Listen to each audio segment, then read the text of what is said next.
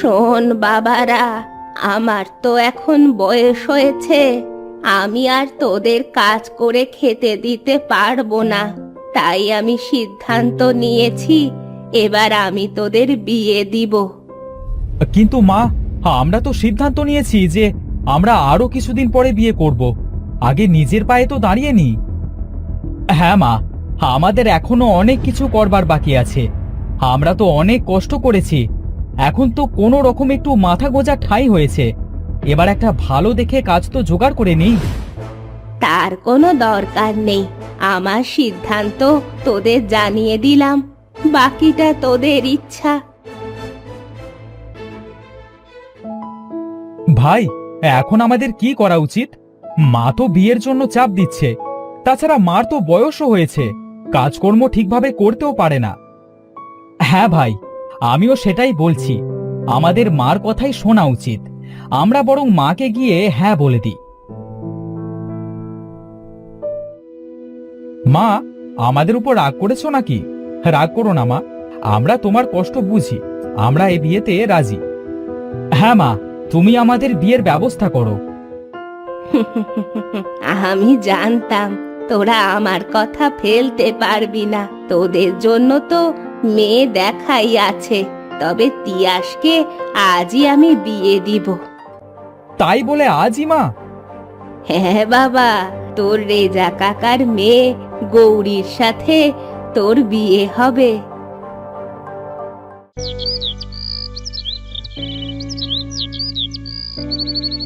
এই যে ভাই, আমার ছেলেকে এনেছি তোমার সাথে, তো এ বিষয়ে আমার আগেই কথা হয়েছে।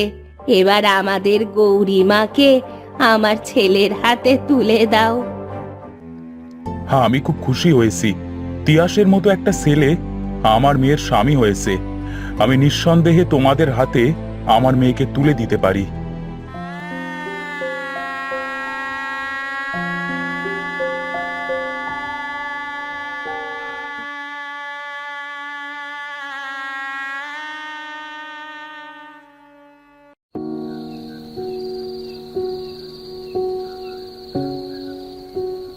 মা গৌরী, এদিকে আয় মা, তোর নাকে এই নাক ফুলটা পরিয়ে দি। এটা আমাদের বংশের নাক ফুল, বংশে যেই বিয়ে করুক না কেন তাকেই এই নাক ফুলটা দেয়া হয়। তুমি নিজের হাতে আমাকে পরিয়ে দাও মা।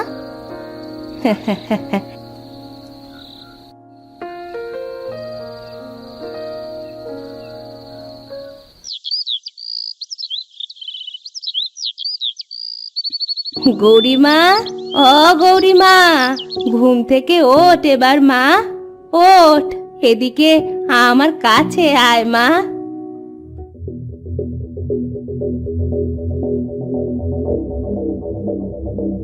কি হলো মা, আমার দিকে তুমি এভাবে তাকিয়ে আছো কেন? তোর এ অবস্থা কি করে হলো রে? তোর চেহারা এমন অদ্ভুত খারাপ হলো কি করে? কি বলছো মা তুমি? আমার চেহারা কেন খারাপ হবে? তুমি চোখে কি দেখছো? মা, এটা কে? একে তো দেখলেই ভয় লাগছে। আমাদের বাড়িতে কি করছে? বাবা, এই যে আমাদের গৌরী, এর চেহারা এমন অদ্ভুত ভয়ঙ্কর হলো কিভাবে? মা, এবার আমি মানুষের সামনে যাব কিভাবে? আমি যে কারো সামনে যেতে পারবো না মা, আমার এমন চেহারা কিভাবে হলো?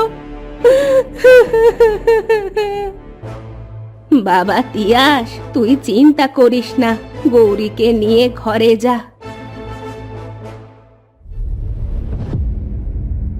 তবে কি সেই লোকের অভিশাপটা আমার ওপর লেগে গেল নাকি? আমার কিয়াসকেও বিয়ে দিয়ে দেখতে হবে এটা কিসের জন্য এমন হলো।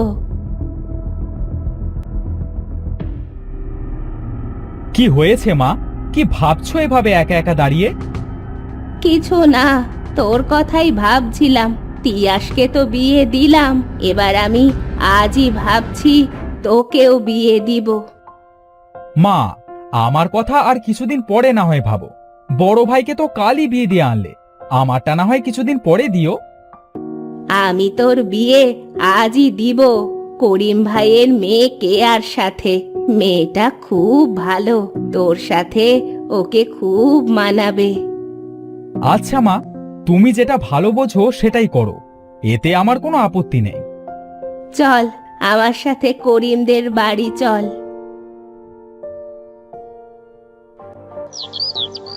করিম ভাই, তোমার সাথে তো আমার আগেই এ বিষয়ে কথা হয়েছে। আমি আমাকে আমার বাড়ির বউ বানাতে চাই। এতে আমার কোনো আপত্তি নেই। আমার মেয়ে তোমার বাড়ির বউ হবে, এটা তো অনেক ভাগ্যের ব্যাপার।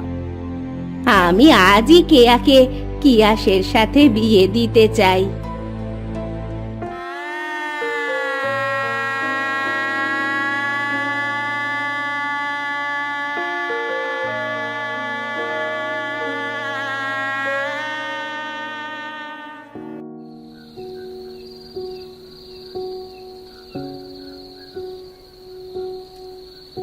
মা কেয়া, ওদের বংশের রীতি অনুযায়ী এই নাক ফুলটা নতুন বউকে দিতে হয়, তাই আমি তোকে এই নাক ফুলটা পরিয়ে দিতে চাই।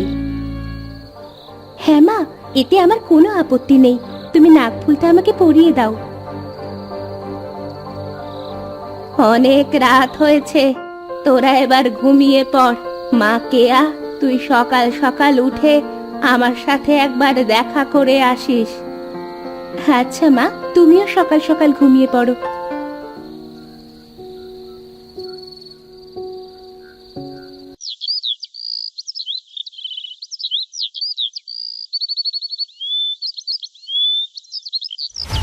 অনেক বেলা হয়ে গেল, মা বলেছিল সকাল সকাল মায়ের সাথে দেখা করতে।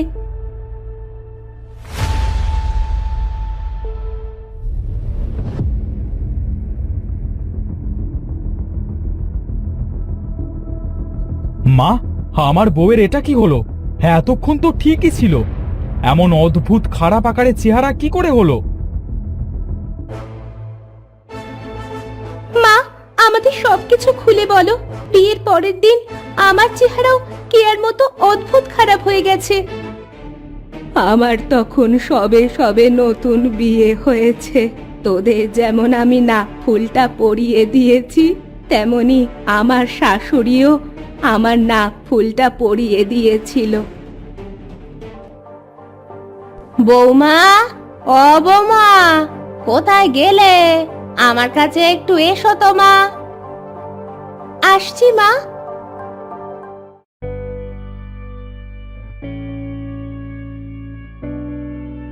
এখানে বসো মা। এই নাক ফুলটা আমাদের বংশের নাক ফুল। এই বংশে কেউ নতুন বিয়ে করে এলে তার নাকেই এই নাক ফুলটা পরিয়ে দেওয়া হয়। আমি তোমাকে নাক ফুলটা পরিয়ে দিই। হ্যাঁ মা, নিশ্চয়ই। আর তাছাড়া নাক ফুলটা খুব সুন্দর, আমার খুব পছন্দ হয়েছে। তুমি থাকো, আমার একটু বাইরে কাজ আছে, আমি এখন আসছি। বাড়িতে কেউ আছো? আমাকে একটু সাহায্য করো।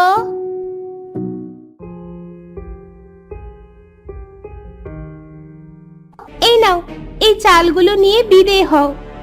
হ্যাঁ হ্যাঁ, যাচ্ছি মা।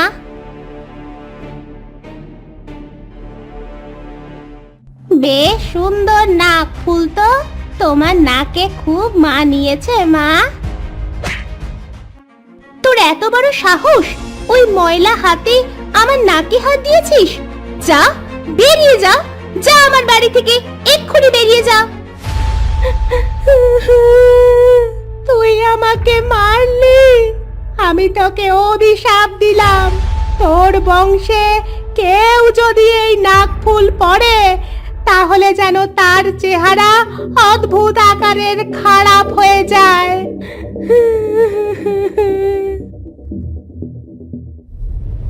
এবার তোরাই বল বাবারা, আমি খুব খারাপ ছিলাম, আমার জন্যই তোদের বউদের এই অবস্থা হয়েছে।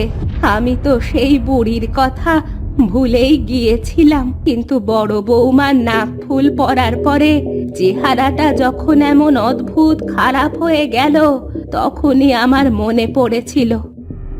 এখন বলো, এদের আমরা কিভাবে ঠিক করব?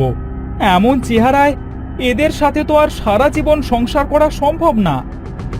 আমি এখন তোদের কি করতে বলবো বাবা? আমার ভুলের জন্য আমি অনুতপ্ত, আমার ভুল আমি বুঝতে পেরেছি। এই তোমার নাক ফুলটা একবার খোলো তো। কি করব এখন আমি? এমন চেহারায় আমি মানুষের সামনে যাব কিভাবে?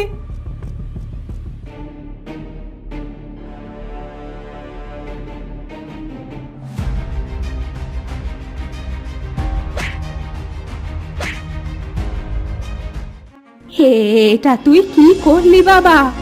আমাদের বংশের রেওয়াজটা তুই ভেঙে ফেললি। বংশের রেওয়াজ দিয়ে কি করবে মা? যে নাকফুলটা অভিশপ্ত, মানুষের চেহারা অদ্ভুত আকারের খারাপ হয়ে যাচ্ছে। আমি চাই না আমার বউয়ের মতো আর কারোর চেহারা এমন খারাপ হোক। আরে, আমার বৌমাদের চেহারা যে আবার ঠিক হয়ে গেছে। হ্যাঁ, আমরা তো ঠিক হয়ে গেছি। এই নাকফুলটা ভাঙার কারণে আমরা অভিশাপ মুক্ত হয়েছি।